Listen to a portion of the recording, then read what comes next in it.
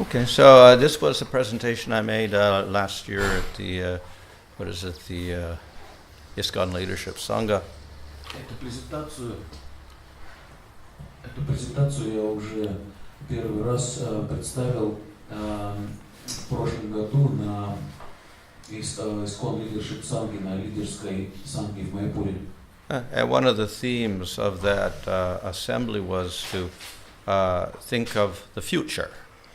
И стимулом, побуждающим к этой теме, изучить эту тему поглубже, меня вот беспокойство о будущем. So we have to think of how to preserve the organization in the future, how to preach in the future. То есть как сохранить нашу организацию в будущем и как проповедовать в будущем. Now, one of the principles of effective organization is that you have to keep changing. Keep changing. Yeah, everything has to keep changing. Один из принципов организации в том, что в ней все постоянно должно меняться. So society is changing, particularly in the modern world. It rapidly changes. В современном мире мы видим, что общество очень быстро происходят всякие изменения в нем, быстро меняется. So people keep changing. Люди меняются. And everybody is trying to market things to people. И люди пытаются вот как бы расчистить, рынок, то есть для людей вот постоянно меняющихся, они как бы приспосабливают рынок соответствующих. So we have to keep appealing to changing audiences. То есть чтобы мы были, воспринимаемы изменяющейся постоянно аудиторией, нужно тоже поэтому меняться. So this is a principle in material organizations. Это принципы материальной организации.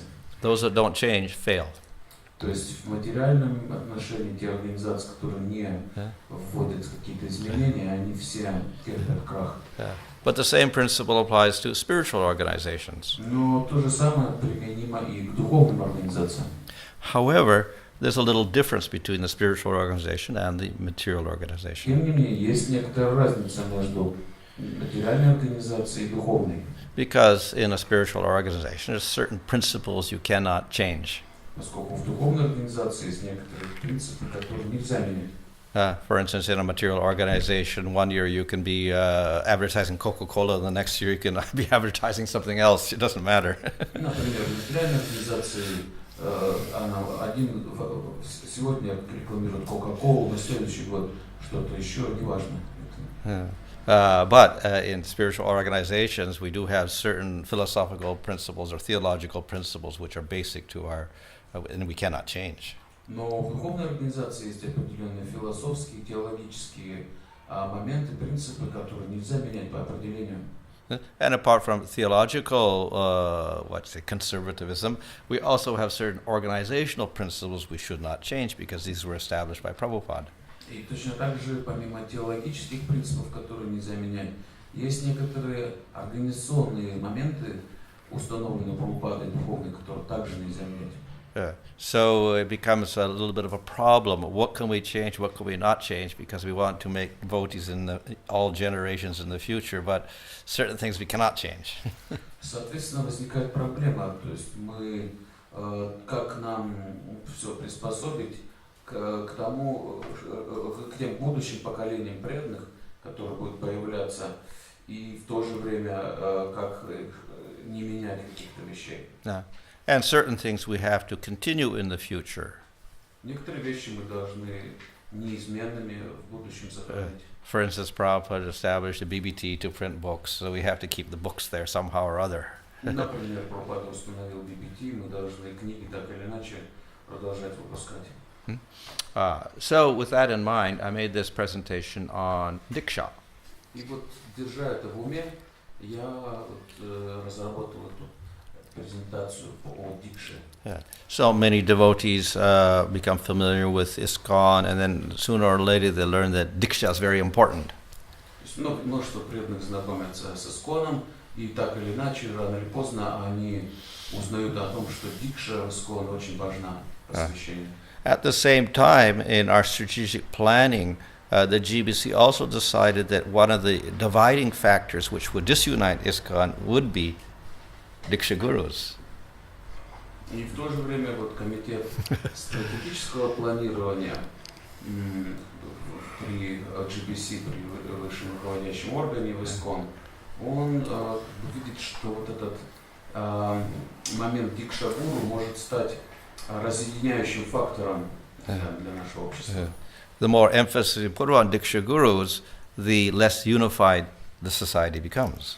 В том смысле, что чем больше вы подчеркиваете важность именно Дикша-гуру, тем меньше общество объединяется, то есть все разные.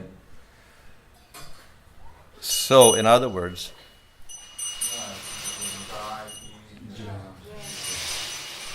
the loyalty of Guru can make different divisions of ISKCON, where there's more loyalty to the Guru than to the organization. Ну, то есть Дикша-гуру — это вот такие личности, которым преданы их последователи, ученики, и преданность гуру как бы противоречит преданности организации в целом, кажется, по крайней мере. And there's many examples of that over ISKCON's history. И есть тому примеры, к сожалению, в истории ISKCON. So, how to, if Diksha is important, then how to preserve it, but how do we prevent the danger that the loyalty to the Diksha Guru becomes stronger than the loyalty to ISKCON? То есть Дикша важна, и в то же время как защититься от вот этой проблемы, когда преданность Дикша конкретному гуру своему, она вступает в противоречие с верностью, преданностью ISKCON как организации в целом. So, do we have to change something in Diksha or how we perceive Diksha in order to keep ISKCON unified? Ну, то есть должны ли мы что-то поменять, или вот как мы должны воспринимать Дикшу, чтобы сохранить ISKCON единым, целостным?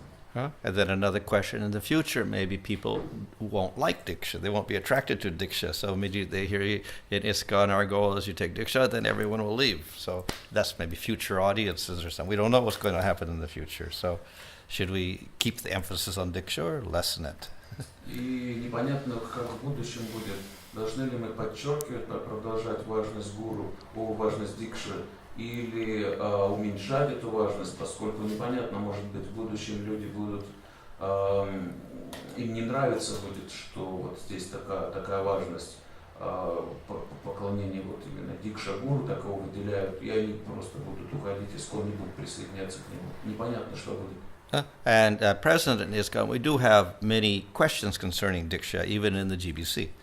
Сейчас, в настоящий момент, даже на уровне GBC есть множество неясностей касательно Дикши. Кстати, так и называется вот эта презентация.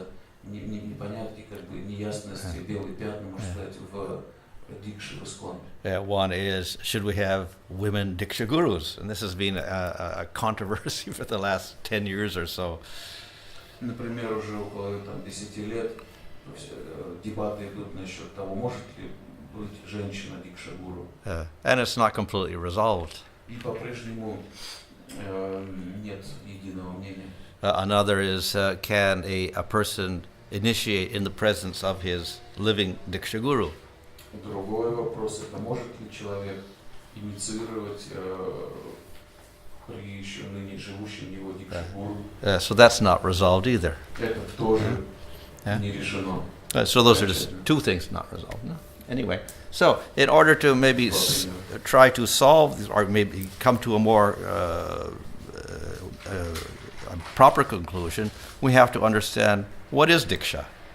И чтобы прийти к верному заключению, нужно прежде всего постараться разобраться, понять, что же такое Дикша вообще. Of course, we can say, well, Diksha means, okay, you go to the guru and ask him to get initiated. Then he says, okay, follow regulated principles, chant 16 rounds. We have a fire sacrifice, and I give you a name and some beads. That's Diksha. So, all very clear, as people say. Дикша у нас очень ясно понимается. Мы обращаемся к гуру, он обещаем ему повторять 16 кругов, соблюдать 4 принципа, он дает нам четкие, мы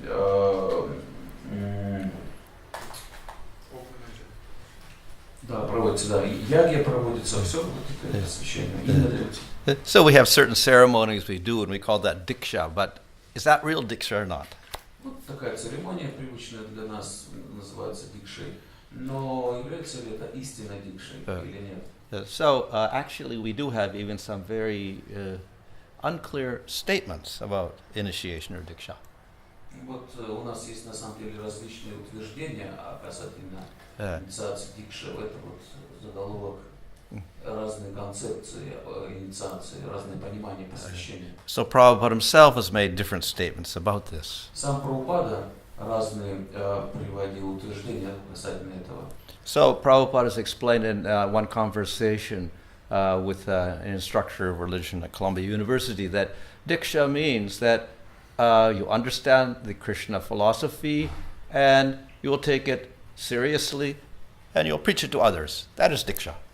Вот в одной беседе, где там, короче, в университете, в одном в Америке, он говорит, что внутреннее принятие этих принципов и называется инициацией. Если вы понимаете философию сознания Кришны, если вы решили, что вы примете серьезно сознание Кришны и будете проповедовать эту философию другим, вот это ваша инициация. А мое участие в этом просто формально. То есть ваше внутреннее приятие этих вещей – это определяющий фактор посвящения. So there he doesn't put much emphasis upon ceremonies. То есть вообще практически не подчеркивается церемония никак внешне. Here's another statement. So from 1922 to 33 practically I was not initiated, but I got the impression of preaching. Chaitanya Mahaprabhu was called, and that was the initiation by my Guru Maharaj. Then officially I was initiated in 1933. Вот подобное же утверждение Прабхупады. Так или иначе, с 22 по 33 год я не был инициирован, но я очень сильно получил впечатление о важности проповеди культа читания Махапрабху, и это и было настоящей инициацией от моего Гуру Махараджа. И затем официально, формально я принял инициацию в 1933 году. So in both these statements we see that simply the eagerness to preach about Lord, to understand the philosophy and preach it, this was the most important element, and ceremonies were secondary. То есть в обоих этих утверждениях подчеркивается важность внутреннего принятия процесса и желания его проповедовать, и совершенно не придается значения практически внешней церемонии посвящения. Here's another statement. Oh no, that's the same one here. Okay. Seed of bhakti is initiation. So you take the bhakti lata beads from the spiritual master, that is called initiation, and develop it by pouring water of hearing and chanting. Then it will grow. So you just get instructions on bhakti, and then you practice. Вот еще такое утверждение, что семя бхакти в вашем сердце – это есть инициация. Если вы принимаете бхакти лата бидж от духовного учителя, это называется инициацией. И развиваете это, выращиваете этот росток преданности, поливая его водой, слушание и воспевание, и тогда он будет расти. Okay, so here's a different statement. Chanting of Hare Krishna is our main business. That is real initiation. And as you are all following my instruction in the matter, that initiator is already there. А вот Chant Hare Krishna. Уже утверждение, что повторение Харе Кришна – это настоящая инициация. Повторение Харе Кришна – это наше главное дело, это настоящее посвящение, инициация. И если вы следуете моим наставлениям, то тогда вот эта инициация уже произошла. Yeah, so then he says that the holy name will be delivered by the Guru, and this is important because you're getting the name through the disciplic succession. Он говорит, что святое имя получается через гуру, это очень важно, ибо святое имя не сходит через цепь ученической преемственности. So in any case, it's a transmission of holy name, and that's the initiation. То есть в любом случае вот эта передача святого имени, это и есть настоящая инициация. Now in ISKCON we have two ceremonies. We sometimes call the first one first initiation and second initiation. И в ИСККОН у нас есть две церемонии. Два обряда — это первое посвящение и второе. So then there's a controversy. Which is more important, first initiation, second initiation? И иногда как бы непонятно, что, какая инициация важнее по посвящению, первое и второе. What is the real Diksha? Но что такое настоящая дикша? Then we have another statement which is mentioned in the also.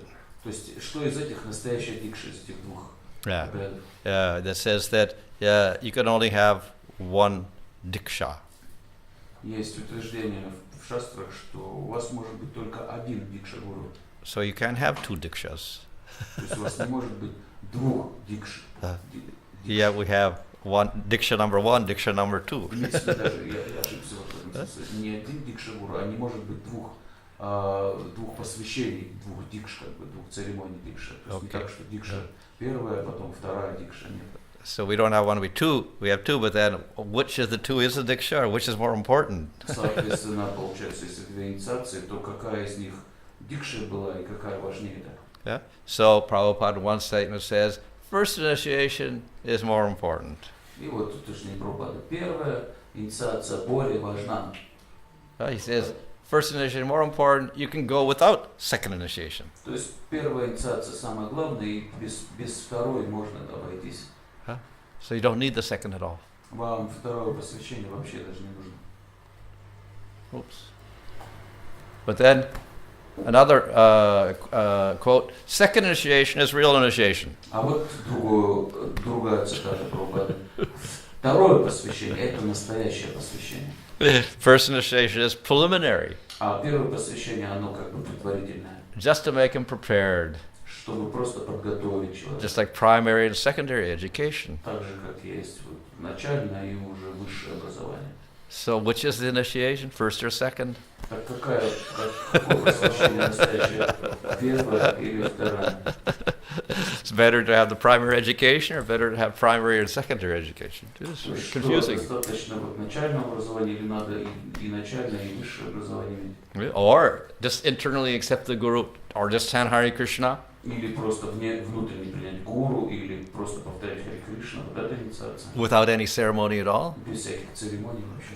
Or is first initiation only, or first and second. Или одного первого посвящения вам достаточно, или нужно и первое, и второе.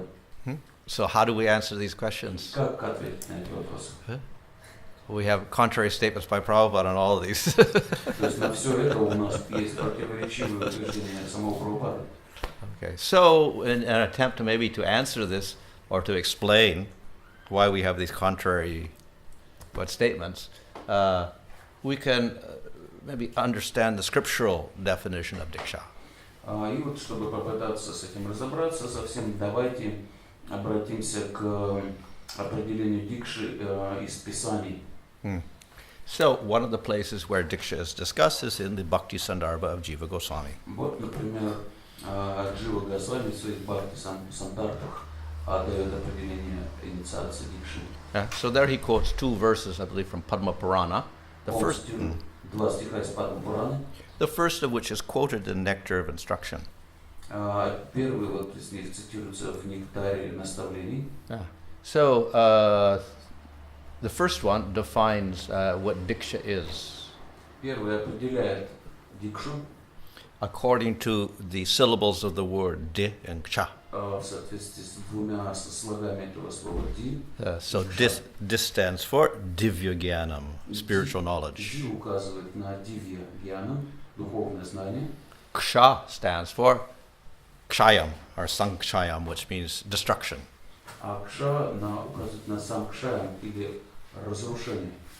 So at Diksha you get transcendental knowledge and destruction of sin. То есть Дикша дает вам трансцендентное знание и уничтожение, разрушение грехов. So the second verse states that one should offer respects to Guru, offer everything to him, and then accept Vaishnava mantra. А второй стих определяет Дикшу как принятие гуру, поклонение ему и получение Вайшнава мантры. Yeah. This mantra is not Hare Krishna. Это мантра имеется в виду не Харе Кришна. This is secret mantra, Это секретная мантра, which we get at our second initiation. которую мы получаем во время второго посвящения. So what happens? Diksha, spiritual knowledge, destruction of sin.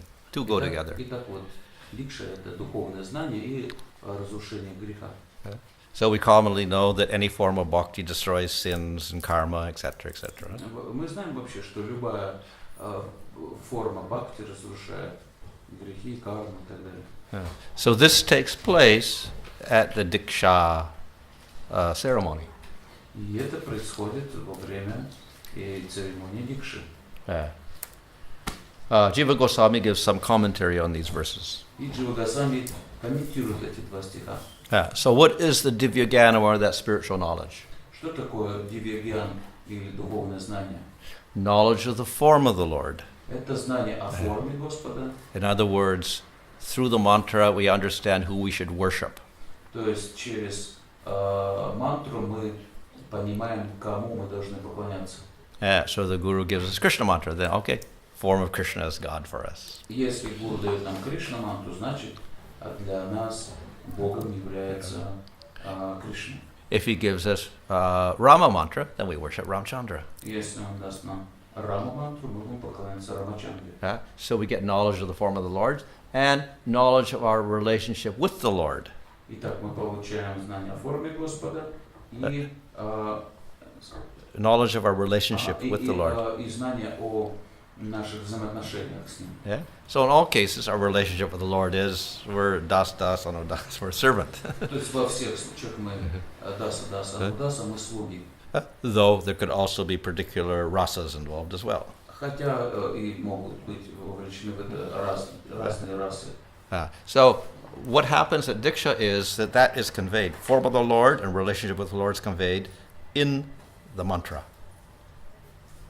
It's through the mantra that we get the form of the Lord and the relationship with the Lord. То есть через мантру мы получаем форму Господа и взаимоотношения с Ним. So you get that Diksha mantra, which is a secret mantra, and then you understand I should worship so and so. That's the basic Divya Gyanam. Вот через эту дикша мантру вы получаете секретную мантру, вы получаете знание о форме Господа, которой вы должны поклоняться. Of course, we can also get this knowledge without having a sacred mantra. We get it in books, for instance, or in Bhagavad Gita also. Это есть дивья-гьян или дикша. Конечно, вы можете и без посвящения это узнать. Это в книгах вы можете найти эти мантры. Srimad Bhagavatam and Bhagavad Gita are also Divya Gyanam. То есть Бхагавад-гита же и Шримад Бхагаватам, это же тоже дивья-гьян, духовное знание. We don't need Diksha for that. Для этого дикша не нужна, как процесс. So why is Diksha different? Because you get the mantra. И чем от этого отличается дикша? Во время дикши вы получаете мантру. And then he says it's mainly for rich householders doing deity worship. Дальше Джива Госвами говорит, что дикша предназначена в основном это мантра для богатых домохозяев, которые занимаются поклонением божествам дома. So through Diksha we get mantra, and with mantra we worship deities. То есть через дикшу мы получаем мантру, и этой мантрой мы поклоняемся божествам. So that is why Prabhupada often says, oh, you cannot worship the deities unless you have second initiation. Поэтому Прабхупада часто говорил, что вы не можете поклоняться божествам без второго посвящения. So in Pancharatric rules, you can worship the Lord if you have proper mantras, secret mantras. Итак, в правилах Панчаратры говорится, что вы не можете поклоняться божеству без вот этих правильных секретных мантр. So when you offer the incense or obey the deity, then you chant these mantras and you offer the item. То есть, когда вы предлагаете там божества, благовоние божествам, омываете их, вы должны это делать, произнося эти секретные мантры. So deity is for deity worship, and then he says for rich householders. Итак, это для поклонения божествам, и он говорит, это для богатых домохозяев. So why rich householders? Because rich householders can spend money on worshiping the deity and offering different wonderful things. Почему для богатых? Поскольку богатые могут себе позволить поклоняться божествам, предлагая им всевозможные ингредиенты этого поклонения. Okay, so this is a little diagram. Маленькая диаграмма. Diksha means you get that secret mantra from the Diksha Guru, secretly, not publicly announced. And then you get your Divyaganam and destruction of sin. And Divyaganam means knowledge of the form of the Lord and knowledge of relationship with the Lord in the mantra. Итак, Дикша. Вы получаете от Дикши Гуру секретную мантру, никто другой это не слышит. Вы так обретаете Дивьягьяну, который подразумевает знание о форме Господа и знание о ваших взаимоотношениях с Ним. И так разрушаются ваши грехи. Okay. So,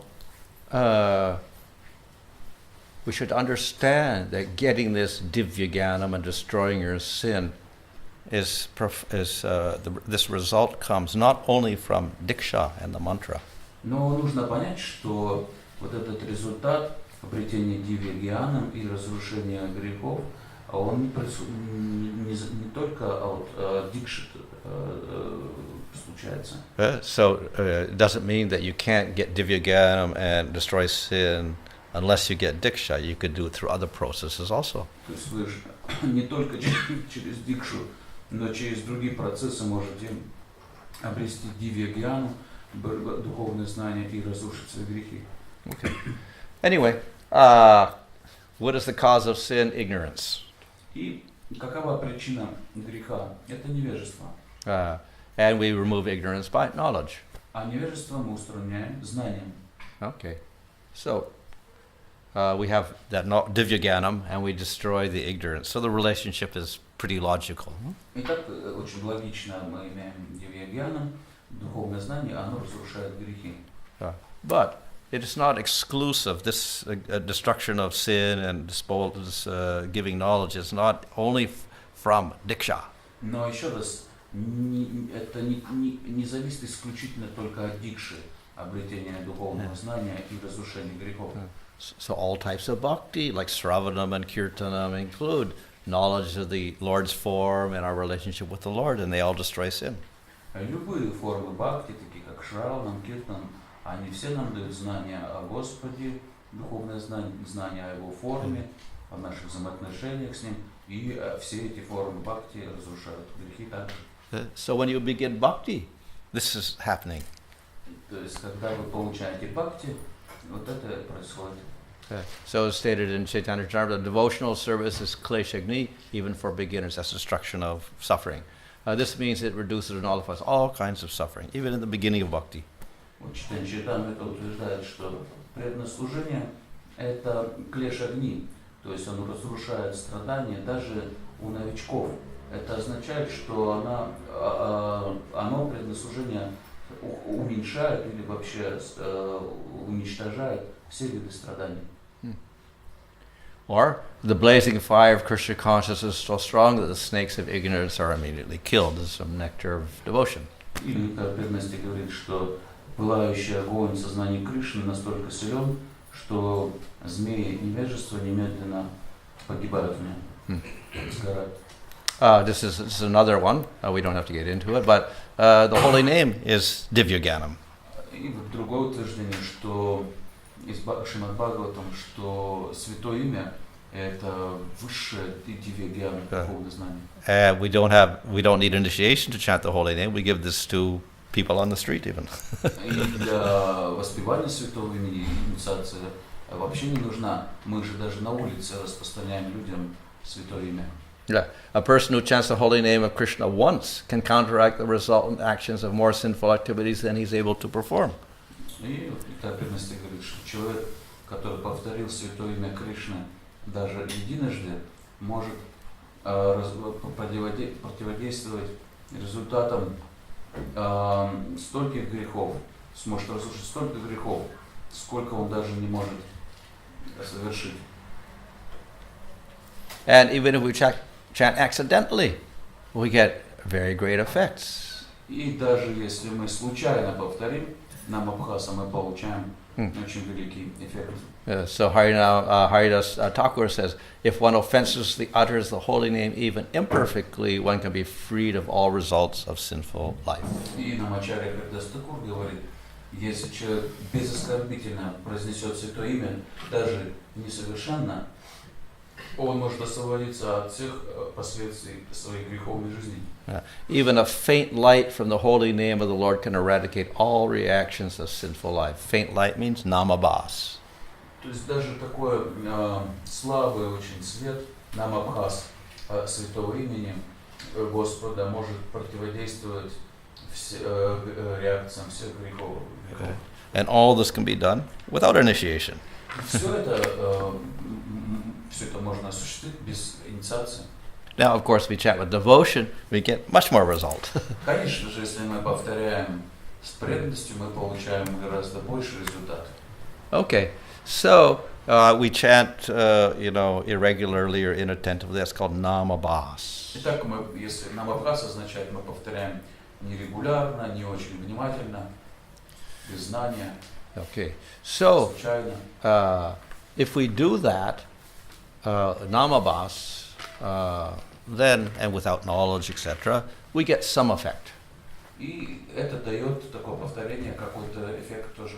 Yeah, so one of the effects was said, you destroy all your karmas and sins, etc. И, как мы уже говорили, один из эффектов это разрушение нашей кармы и наших грехов и так далее. Okay. However, it is emphasized also that you have to come to the level not of namabhas, but sudanam to get to prema.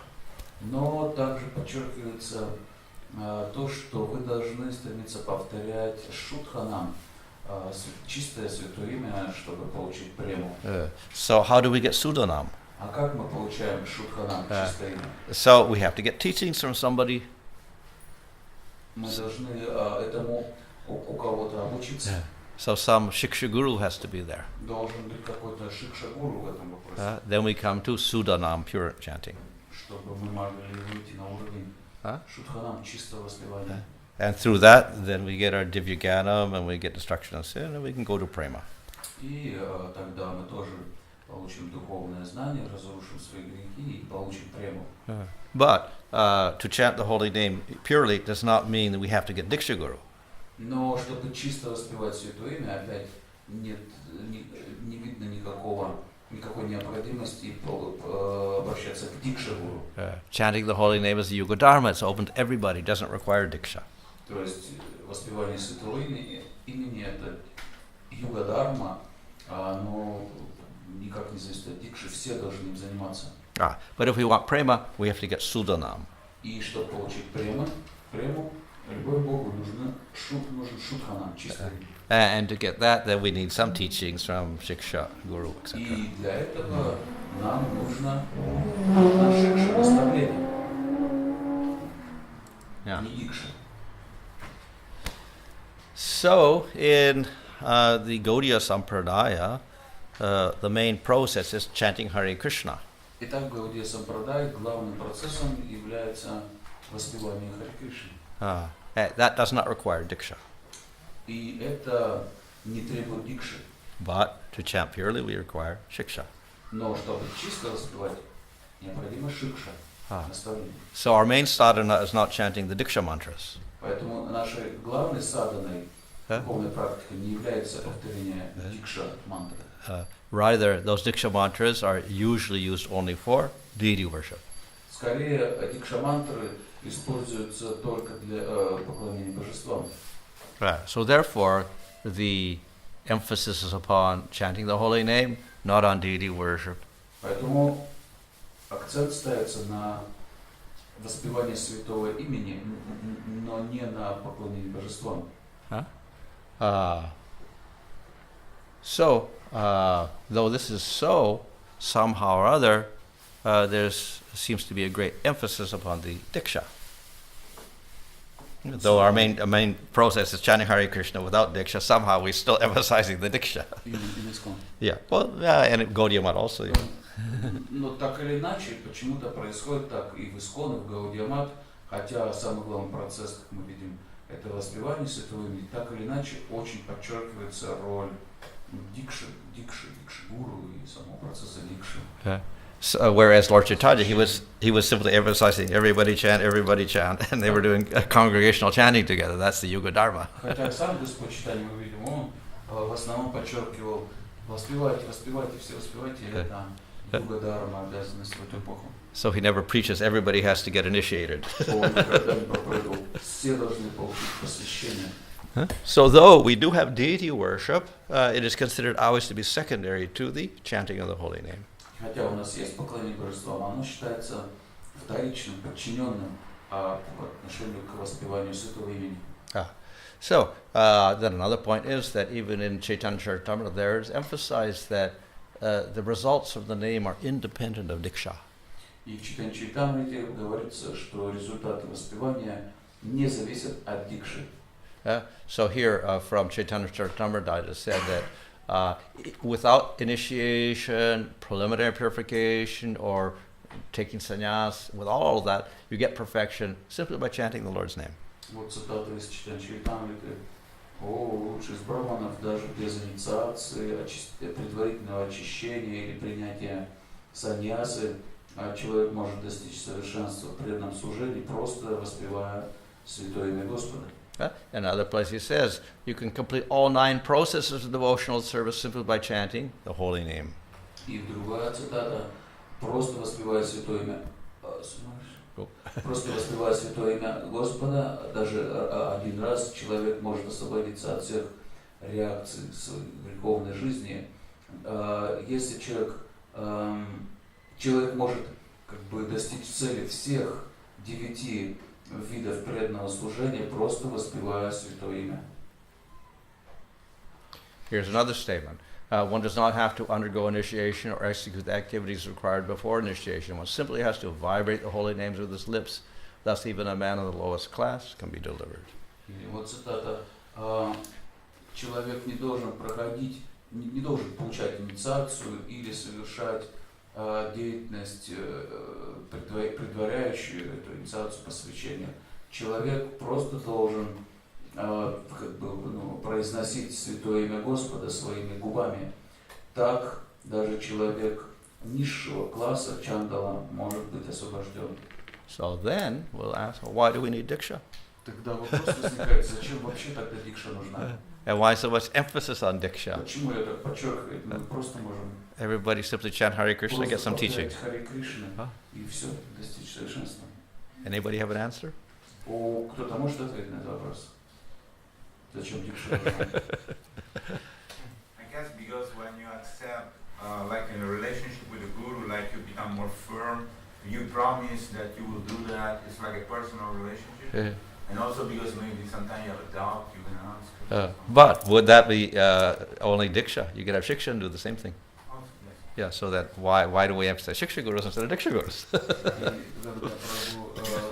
Предположил, что дикша подчеркивается так, потому что мы так развиваем личные отношения с гуру, обещаем ему следовать этому процессу воспевания, и также можем обратиться, выполняя этот процесс за разрешением разных сомнений на этом пути. Но тогда Махарадж говорит, но это же самое может же сделать и Шикша Гуру. Почему подчеркивать нужно Дикша Гуру? Мы на курсе ученик ИСККОН, в чем разница? В том, что Дикша берет грехи, Шикша не берет. Что еще там? In the disciple course, disciple in ISKCON, where Diksha Guru takes sins of his disciple. He's responsible for his disciple, but Shiksha Guru is not responsible. Oh. Well, I have another presentation I made the previous leadership sangha on that topic. У меня еще одна презентация, вот я тоже на лидерстве санги показывал как раз по этому поводу. And there I pointed out that even the husband takes the sins of his wife. И там утверждается, что даже муж берет грехи своей жены. And the king takes the sins of his citizens. А царь берет грехи своих подданных. So it's not something special that Guru does, that the husband does, the king does, teacher does, everybody does that. Гуру не выделяется вот особо как-то, то есть это и муж, и царь, и какой-нибудь учитель. So anybody who takes responsibility for another person shares some of his, activities or whatever, responsibility. За кого-то он делит с ним вот его карму. Шикша не обязательно брать ответственность, а Дикша берет ответственность. But Shiksha is not necessary to take this responsibility, but Diksha is obliged. Дикша берет ответственность, что он приведет меня к Кришне. Шикша. Diksha Guru is a kind of a deal, kind of promise. I will bring you to Krishna, but Shiksha doesn't give this vow. Yeah, so but what brings you to Krishna in Diksha? It's the mantra. Is it not? That's the essence of Diksha. В этом процессе Дикши The deity mantra. Мантра, что ли, которую вы получаете, предназначенную для поклонения божествам, на секрет, это мантра. So that means the deity mantra is more powerful than Hare Krishna? Получается тогда, что эта мантра божества более могущественна, чем Харе Кришна. Я слушал лекцию Бхану Кумара в Майпуре, вот он именно просто отвечал так, что Дикша, вот все эти аргументы привел, и сказал, что Дикша нужна, чтобы взаимная ответственность была ученика и учителя. В первую очередь ученика, потому что если он даст обет просто так, там, то еще. А если под страхом оскорбления, то он будет их соблюдать.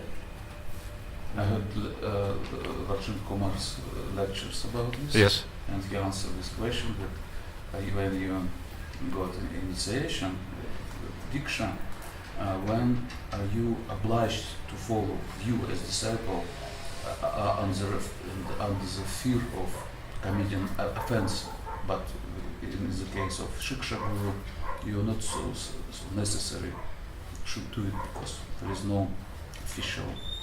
Okay. Okay. Yeah. But is that the real function of the Diksha Guru to do that? Because the definition scripturally is simply he gives the mantra. Еще раз, но разве Дикша Гуру обязан это делать? Как бы вас так обязывать к этому следованию? Ибо функция Дикша Гуру является именно дать вам мантру. In fact, we could tell the temple president, everyone promises temple president to make vows and follow regular principles to the temple president also. Why not? Which they do anyway, isn't it? If you're going to join ISKCON, then you have to follow the regular principles, chant 16 rounds if you're going to live in the temple. So you can promise to the temple president also. То есть такую вещь вы даже можете президенту храма пообещать, иначе вас никто, ну если вы живете в храме, допустим, иначе вам никто не позволит жить в храме, вы обязаны следовать всем принципам, повторять мантру и так далее. То есть даже, получается, с президентом вы отношения наладите. Обязан, пока в храме живешь. Дикша Гуру даешь, всю жизнь до конца. You oblige unless you living in the temple. But if you stay in the temple, you oblige to do this. But when you can stop this. But when you give promise to the Diksha Guru, you should follow this to the rest of your life. So you won't promise that to the temple president? Yeah. Вы президенту как не обещаете на всю жизнь следовать. Or you won't promise that to Krishna? You won't. No, I guess not. То есть не Кришне этого обещают, получается. Yeah. So actually what we're doing here is, besides giving the mantra, now the Diksha Guru has some other function, isn't he? Promising and making vows. This is with the Diksha Guru. That's what we're doing. We're adding something to the Diksha Guru, other than his function of giving the mantra. We're adding this other thing. Okay, we promise to the Diksha Guru, but we're not going to do it to the Shiksha Guru or whatever like that. That's what we're distinguishing. Though there's no scriptural basis for that. И хотя вот в Писаниях нет на это ссылок, мы вот так отличаем Дикша Гуру от Шикша Гуру, что мы Дикша Гуру обещаем, помимо того, что он дает нам Дикша мантру, мы обещаем следовать этим 4 принципам. И вот такое как бы добавление, которого нет в Писаниях, и это отличает отношения наши. Another point is that make this promise. Oh, okay. Есть представление, что Прабхупада Шикшаны в разделе просадано, что 2 вещи нужны для успеха. Это поклонение божеству и проповедь Харе Кришна, а для поклонения божеству как раз мантра. Ну и он говорил, что если чего-то одного из этих двух не будет хватать успеха достичь получится. Ну, то есть Бхагаватам, да, отмечается. Ну да. There is statement of Prabhupada Shikshamrita that in order to get success, be successful in this way, Prabhupada said you should do two things, like deity worship, and for this you require these mantras, and chanting Hare Krishna. Yeah. Without any of this, you cannot be successful. Okay. That's why Okay. Diksha is stressing. Okay. Okay. So just another point backwards there about the vows and stuff. Actually, the vows are stressed in the first initiation. Но вернемся, как говорится, ведь обеты-то мы даем, помимо Харе Кришна, мы даем на первой инициации. But you haven't even got your Diksha mantras. При этом вы еще не получили свою Дикша мантру. So you're making a promise not to the Diksha guru there. You're making it to a Diksha guru. Свои обещания даете не Дикша. You're only getting Diksha at the second. Ведь Дикшу вы формально получаете только на втором посвящении.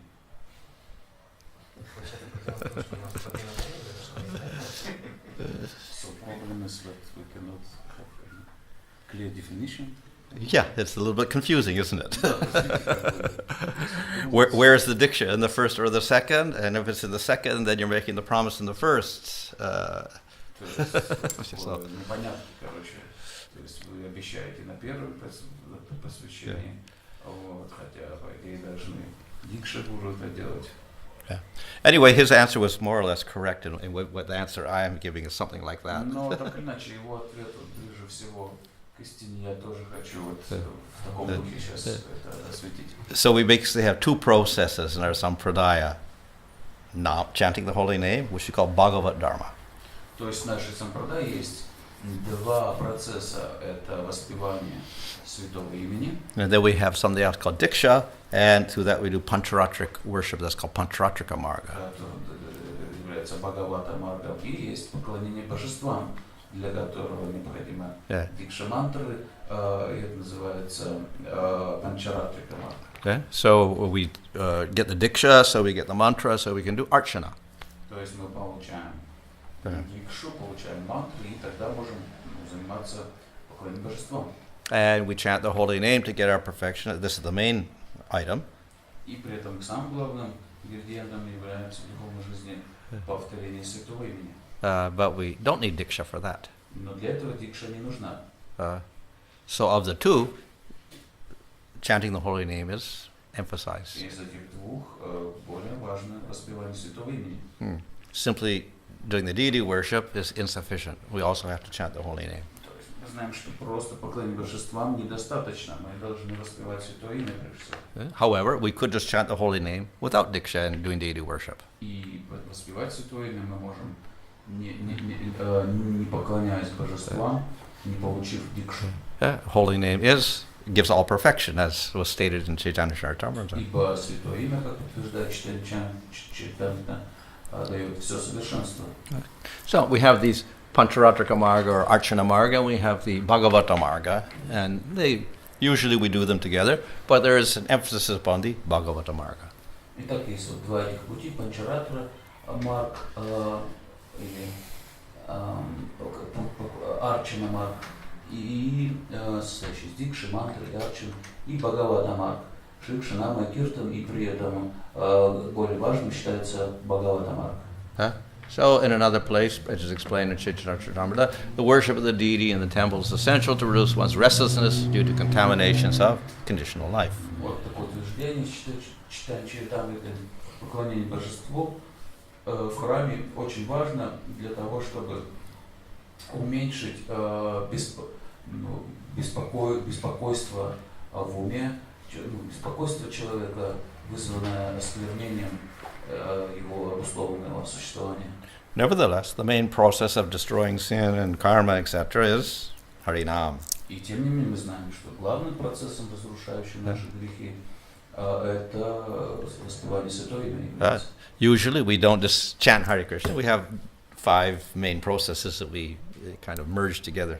Обычно мы не только воспеваем святое имя, вот, как правило, смешанные в нашей практике духовной 5 основных процессов. We have Shravanam, Слушание, we have Kirtan, киртан, we have Archana, арчана, поклонение, we have Sadhu Sangha, садхусанга and living in the holy Dham. и These 5 жизнь important elements. в святом месте. So most of the devotees, they do all В combined. основном преданные они Nevertheless, следуют всем этим 5 вещам перемешанным. there's a emphasis upon the chanting of the И name. тем не менее мы знаем, что из этих 5 самым главным является воспевание святого имени. So, in summary, we can say that our goal is prema, but there's various methods by which we can get to prema. То есть нашей целью являются према, но есть разные методы достижения према. So one of them is through Archana, and we have Diksha Guru to get mantras, so we can get our Divya Gyanam and get deliverance that way. Один, то есть цель, это в серединке дивья-гьяна и духовное знание освобождения от грехов. И одна вещь, которая ведет к ней, это вот арчана, мы получаем Дикша Гуру мантры. Main process is Harinam, chanting the holy name, but we also need Shiksha in order to get to prema. Но затем квадратик, вот самый главный процесс, это воспевание святого имени. Для этого нужно шикша, наставление от гуру, как это делать правильно. And we get Prabhupada in his books as Divya Gyanam also. Также Прабхупада и его книги также дают нам духовное знание. We have various devotees who give us nice knowledge also. Также наставники преданные тоже дают нам замечательное знание, как бы питают наше бхакти. And we can practice other angas of bhakti through some Shiksha Guru or someone И else. также мы практикуем и другие процессы бхакти, в которые нам помогают разные шикша-гуру. Yeah. So, in other words, we can get this Divya Gyanam through various То sources. есть дивья-гьян, духовное знание можно получить ведь из разных источников. Okay. Now, this is halfway through, and then there's another part, and analyzing our first initiation and second initiation type thing, but maybe we won't have time to do this. Анализ двух этих разных инициаций в ИСККОН. So maybe we do that tomorrow morning. А как вы продолжим завтра уже, да? Сейчас, может, вопросы?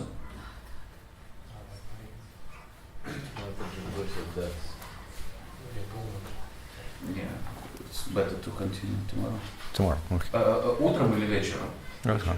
Вечером лучше. Okay. So just one other point. One other point that Еще один момент. up until the time of Lord Chaitanya, generally it was Harinam was not the emphasis. До Господа читания Харинама так не подчеркивалась ее важность. So therefore, among Vaishnavas, what did they emphasize? Among Vaishnavas, different groups, what would they emphasize? There was no Harinam as the Yuga Dharma. So what did they do? Yeah. What was the main И process? тогда что же подчеркивалось среди вайшнавов? Какой главный процесс считался главным, если не воспевали? So for many, it was deity worship. They should worship the deity. That was their sadhana. То есть преданные поклонялись божествам, садхана была поклонение божествам. And how do they worship the deity? They need Diksha. Они поклонялись божествам, для этого нужна дикша. So that was quite essential to their development because they had to worship the deity, they had to get Diksha. То есть это было очень важно, чтобы поклоняться божествам, процесс, который был главным, нужна дикша. So therefore we'll find in the scriptures also there's often glorification of Diksha and you have to take Diksha, etc. So many quotations are like that. Поэтому тоже есть множество цитат из Писаний, где говорится, что вам просто необходима дикша. Дикша очень важна. However, with Lord Chaitanya, then he introduced chanting the holy name, which doesn't need Diksha. Но Господь читания представил воспевание святого имени, которое не требует дикши. So therefore, the emphasis changes. То есть акцент сместился.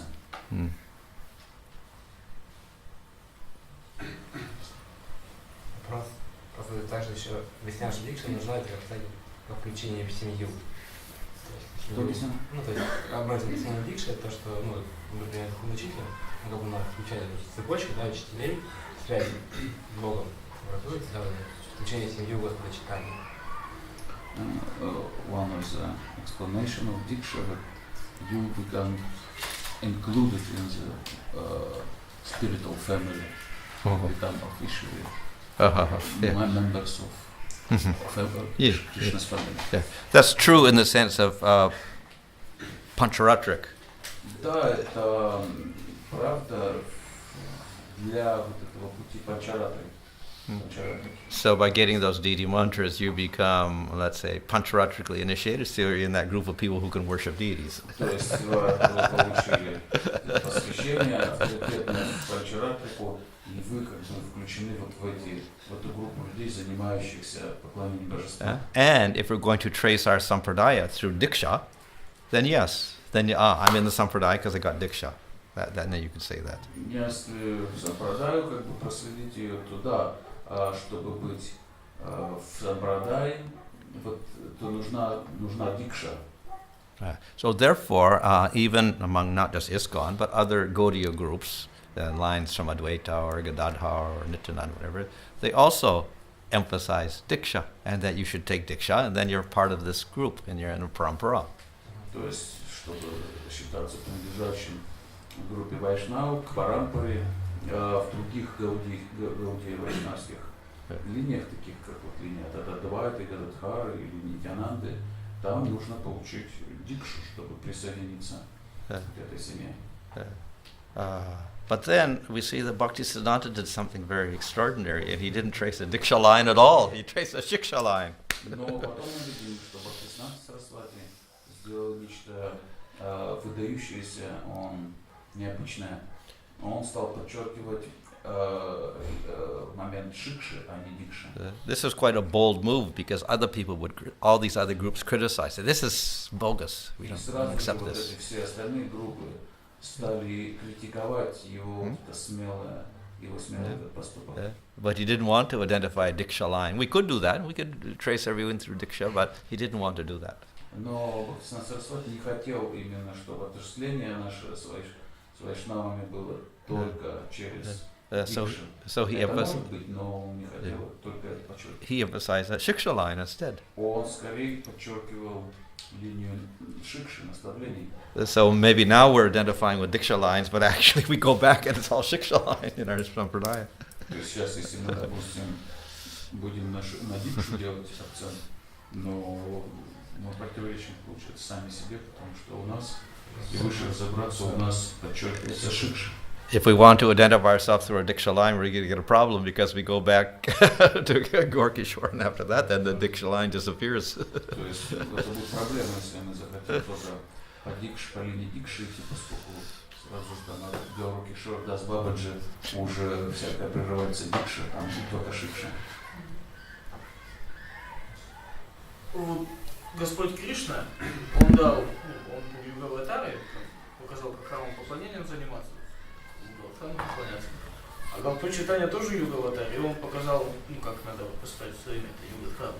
Получается, дикша для поклонения божеств — это отголоски Трета-юги и все ее юга-храмы. А Кали-юга она не работает? Seems like when Krishna come and he stress deity worship. Dwapara Yoga. Treta Yuga. Dwapara. Dwapara Yuga, and he show how to worship Lord Bhanu also. But when he came as Lord Chaitanya, he stressed Nam. Yeah.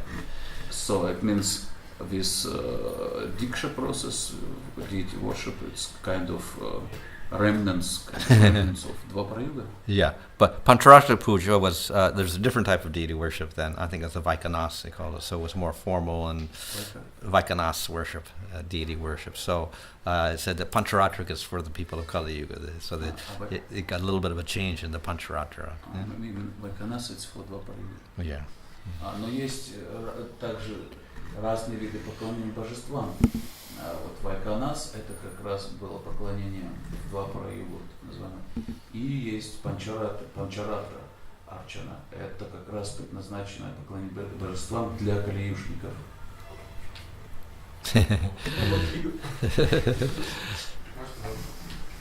Когда мы получаем дикшу, да, нам духовный учитель же дает, вот, при первом посвящении Хари Кришна Махамантра, он четки нам начитывает, то есть он нас посвящает повторение святого имени, и в то же самое время вот слышал такую цитату, что без мантры, не полученной по сампрадай, она как бы не работает. Вот, как это относится ли это к Хари Кришна Махамантру? When we get first initiation and get mantra, Hare Krishna mantra from our guru, I heard that if you There's Hare Krishna. Hare Krishna, yeah. Okay. Hare Krishna, Which we're already chanting. который мы уже повторяем. Но он дает нам So he just gives the beads. He gives the beads, but you've already been chanting on some other beads before that, so you really don't get the mantra. It's not secret. Он вам дает четки, на которых вы продолжаете повторять, но вы повторяли на каких-то других четках уже до этого. То есть он не дает вам какую-то секретную мантру. Maladan. Да, можно сказать тогда Маладан, то есть передача четок. But what about statement that unless you get mantra from bona fide sampradaya, mantra doesn't work? Is it correct in this case? Well, I think that's referring to the Pancharatmaka mantras. Это цитата, которую вы привели, что пока не получена мантра в сампрадае истинной, она не работает. Это относится к панчаратра мантре, дикши мантре. Yeah, Diksha mantras. Yeah. Now, of course, even Hare Krishna, accidentally you chant it from any source, it has some effect. Конечно, Харе Кришна, даже если вы случайно где-то повторили, не принадлежа ни к чему, это будет иметь какой-то эффект. But the secret, the Diksha mantras, they have to be taken from the Diksha Guru. А вот эти секретные мантры нужно от Дикша Гуру получить. Otherwise, they don't have any potency.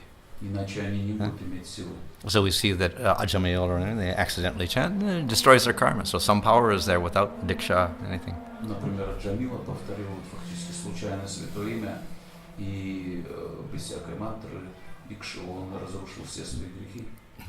But to come to Sudhanam, we do need proper knowledge. Но чтобы прийти к чистому воспеванию, нужно правильное знание. And it's only with that we can get to prema. Ибо только это позволит получить прему. So therefore we do need devotees there in the bona fide sampradaya to give us proper teachings so we understand all about Krishna, etc. and prema, and then we can get that goal.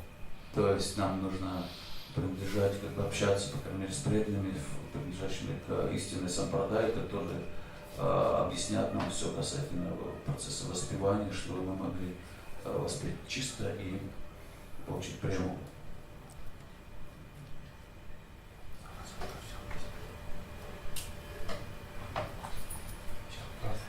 Почему их называют секретными мантрами, если даже есть книжки, где написаны Гайатри мантры? Why we call this Diksha mantras secret mantras? If we have so many books With the written in. Gayatri mantras. Because they don't have any power unless they're given through Guru. Поскольку эти мантры вот из книжек, они не будут иметь никакой силы, пока вы не получите их от гуру. Now originally these mantras also, when they pronounce them in the Shastras, they don't exactly tell, they don't just write it out like a mantra. Yeah? They'll say the first syllable and is like this, the second syllable is something else, and they don't say it's ka, ga, ga, like that. They give another symbol for that, so you have to know the language of mantra stuff. You know? There's this vocabulary and it's like a symbolic language, and then they'll tell you the syllables. The first syllable is like this, the second syllable is that, the third syllable is this, and then you can figure it out. И другой момент, что вам никогда там тоже не дадут, тем не менее, даже в книжках прямо эту мантру всю целиком, как вот правильно ее подряд читать, там будет объяснение. Вот этот слог означает то, и надо воспевать вот так, это так, то есть все будет так, как бы, требует, как сказать-то, запутано, специально все запутано так, чтобы вы не могли дешево.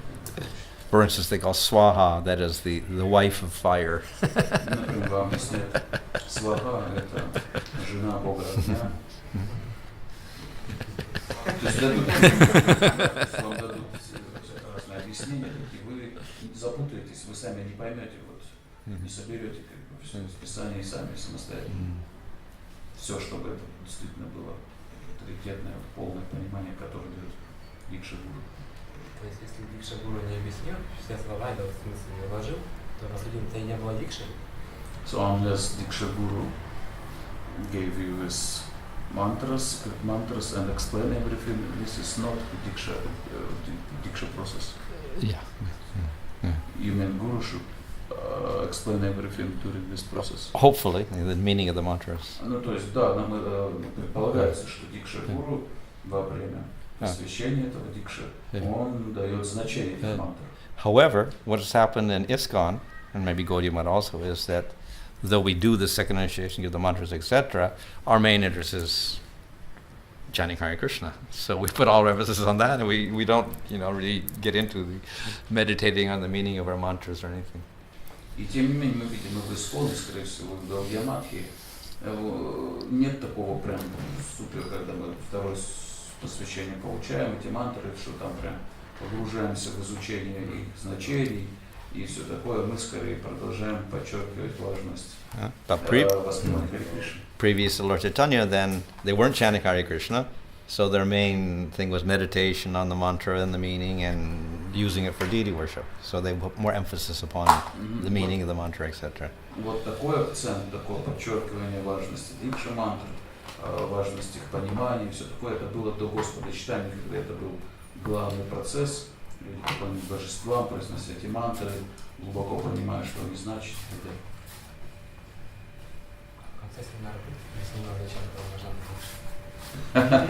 So in the end of your presentation, will you explain everything about Diksha? What? Will you explain everything, this mystery about Diksha? Well, this is a two-part initiation. That's the next part. The next part, there's more explanation. Because we've kind of developed a two-part initiation, not one initiation. And then we've got a third part also, with the Brahman part, which is another separate thing.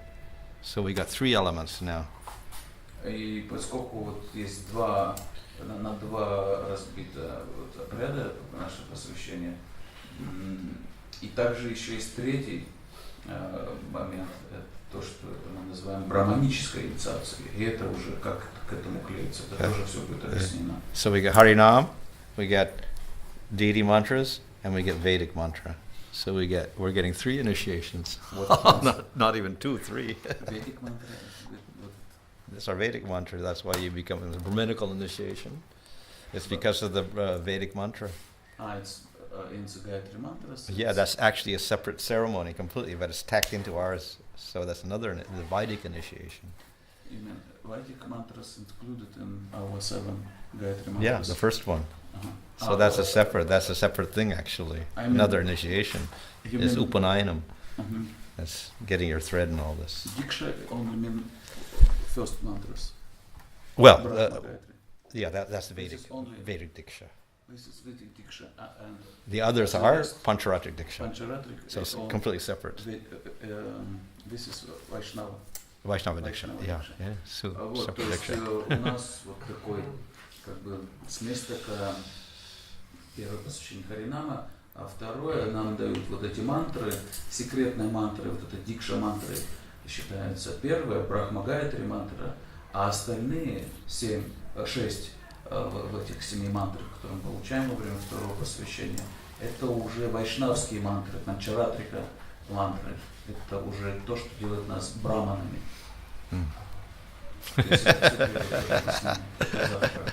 Если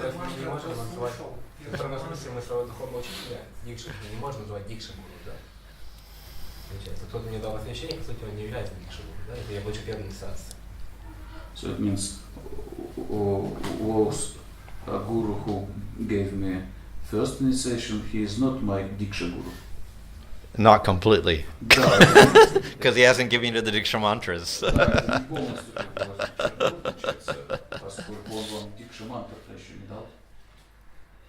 So that, let's say, Prabhupada said the real initiation was the second initiation. So in terms of scripture, the most important part is getting those mantras. That's the Diksha. Что он говорит, что настоящее посвящение, это второе посвящение, поскольку вы получаете вот эти секретные мантры во время. And in fact, we'll see that Diksha generally was just give the mantra, finished, not even give a name. Like Gopakumar and Priya Bhakti, he's got a mantra from the Guru, finished, was Diksha. И строго говоря, это Дикша, это означает просто получить вот эту секретную мантру, даже имя вам не дает, вот как Гопакумар, например, просто получил And it was secret mantra, секретную мантру и chanted on his japa ничего secretly. больше не воспевал ее. Да ты мозг сломаешь. Тогда как ему Уже вначале же сам говорили. корректно называть? Кого? Как тогда корректно называть духовного учителя? Кто первый посвящает? So what is the correct name for our guru who given us first initiation?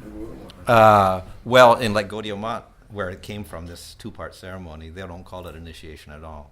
Поэтому в Гаудия-матхе, например, откуда и пришли эти два разделенных посвящения, они не называют вообще первое посвящение вообще посвящением. They call it Namdan, giving the name. Они просто называют его Намданом, то есть нам просто дают святое имя. So they're giving teachings on the name, basically. И дают Formalizing teachings on the name. какое-то формальное объяснение вот воспеванием, процессу воспевания. Если духовный учитель бывает отзывает инициацию вторую, снимает шнурка, мантра все равно остается, как мантру назад заберет. What happened in the case when guru is kind of taken away when disciple commits some offense, and guru taken away his second initiation, his Brahmana thread. But mantra is remaining with disciple. Yeah. It's lose its potency. Okay. Cases like that? Yeah. Oh, there are already. Okay. There's some cases like that. Yeah. We have. Oh, you have cases in Russia. Yeah. I don't know anywhere else in the world, but anyway. Okay. Well, it is stated in Scripture that if the disciple is unqualified, for some reason or other, then the guru should reject him. В Писании говорится, что если по каким-то причинам ученик становится неквалифицированным, то гуру должен отвергнуть его. So that means the relationship is no responsibility anymore.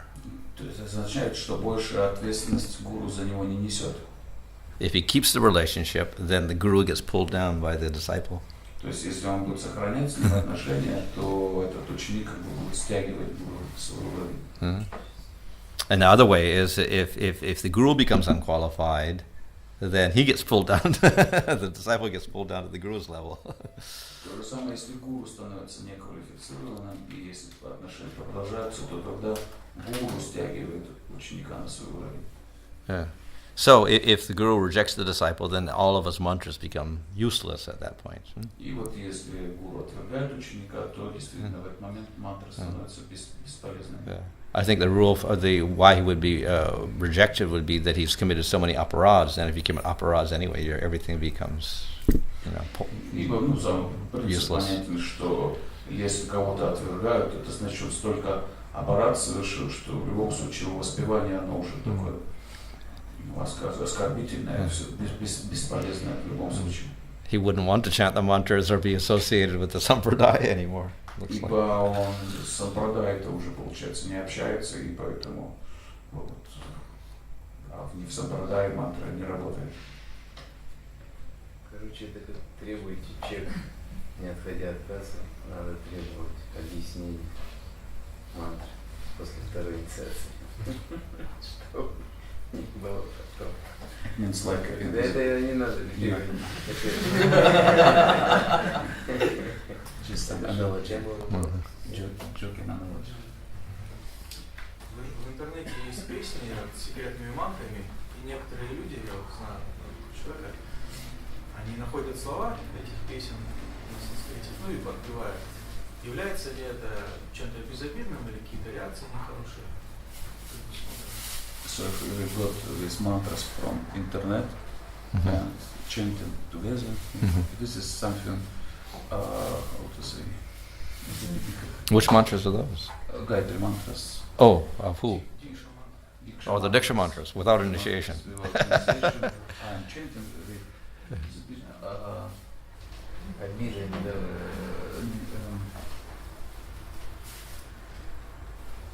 Из плохих последствий. Слова. Как?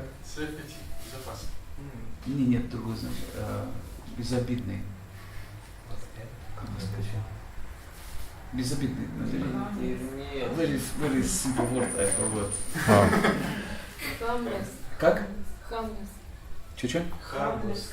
Harmless, yeah, we can say. What's that? Harmless. When you chant like this is something harmless. Something Harmless. Harmless, yeah, kind of child. Oh. All this is it's work, and this is bring some serious result. Well, if it's Vedic, negative. Or some negative reaction. yeah. Well, for Vedas, they say even if a Sudra chants Om, that he gets worse sinful reactions for that. Just chanting the word Om. Говорится, что даже если вы будете, если вы шудра и воспеваете даже слог Om, то вы получите за это очень суровые греховные реакции. Or if he hears the Vedas, because he doesn't have initiation, a Vedic initiation, and he hears the Vedic sounds, then get bad reaction. Если у вас ведического посвящения нет, вы слушаете просто без посвящения Веды, тоже получите. Now, of course, Pancharatric mantras don't have such restriction, because anybody Sudra or non-Sudra can chant whatever like that. Конечно, это не относится к панчаратрика мантрам, поскольку они специально предназначены для Кали-юги, для шудр и так далее, кали-южных жителей. But still it says Nishvala, no effect at least. Но тем не менее говорится нишпхалам, то есть не будет эффекта, если вы даже эти мантры получите, но не получите правильно, эффекта их воспевания не будет. However, if they have the name of the Lord in it somewhere in that mantra, then that might have some effect. Но тем не менее, если в этих мантрах содержатся имена Бога, то будет определенный эффект. Воспевание хорошее. But it won't lead to prema. Но прему вы так и не получите.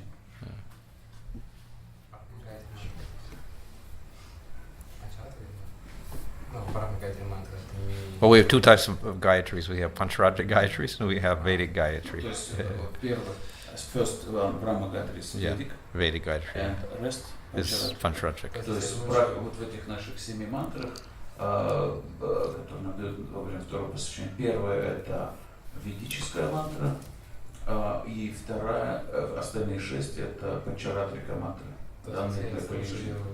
Не имея квалификации вот эту первую Брахма Гайатри мантру, я получаю негативные последствия. So if I hear somehow it's first one, Brahma Gayatri, I'm getting without qualification, without initiation, I'm getting some negative reaction. According to scripture. But we see in modern world, it's all over the internet, and all these yogis and yoga groups and gym studios are chanting Om and Gayatri and everything. So it's like.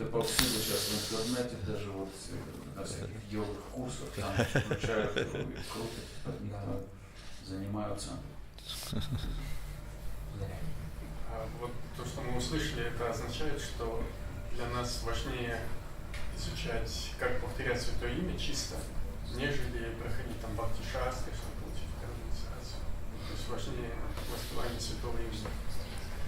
So what I explain that it means that for us it's more important to chant Hare Krishna and try to учиться повторять правильно. Try to develop Namatattva, trying to chant properly, and we should not endeavor for study of Bhakti Shastras and in order to get second initiation. This is not so important for us. Well, I think Bhakti Shastri is not the qualification for. It's not the real qualification for second initiation or whatever. Or maybe some gurus will say that, but you could do it without taking second initiation. It's good because it gives you knowledge of, Sambandha Gyan, which is good for Sudanam in itself, apart from Diksha. So itself, Bhakti Shastra is most deep meaning of study Bhakti Shastra for chanting. Yeah, for chanting. It's useful for chanting, not just for Diksha. In other words, it's not that they only made a Bhakti Shastras for getting Diksha. It's for people in general also.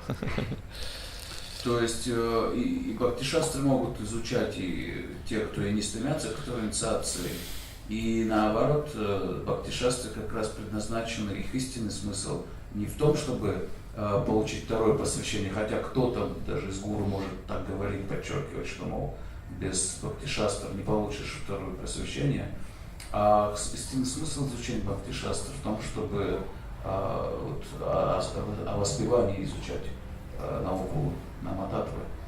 То есть изучение шастр назначено, чтобы вдохновлять нас еще больше на воспевание. Матаджи, может, там вопросы не видно.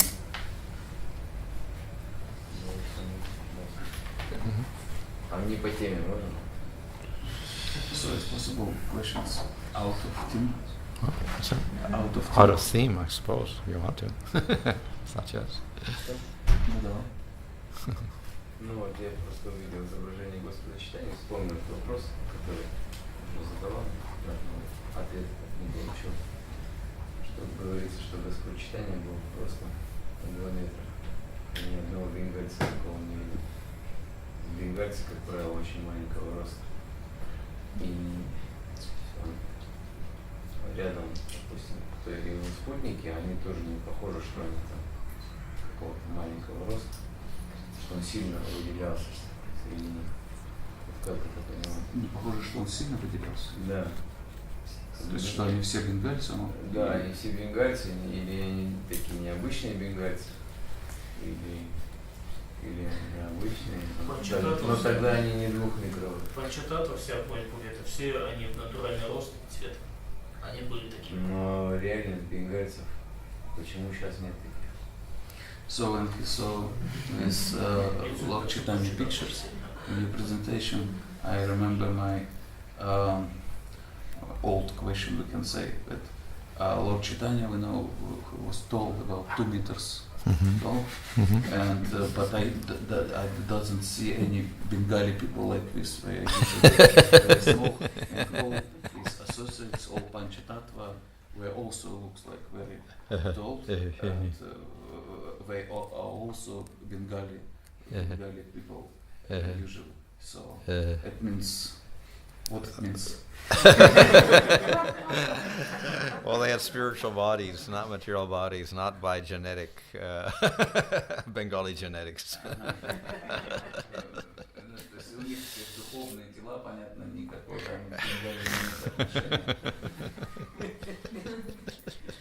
Это оскорбление, наверное. Такие вопросы задавать. It's offense to ask when Пытаться измерить. Не, но с другой стороны, если написано, что такого размера, просто сомнение. Kind of doubt, because should be Bengali people still like this, but we don't. Well, there's a few tall Bengalis also. Некоторые есть бенгальцы высокие.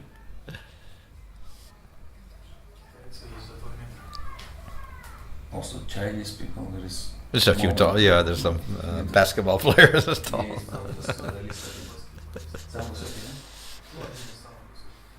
of the most tallest Yeah, person.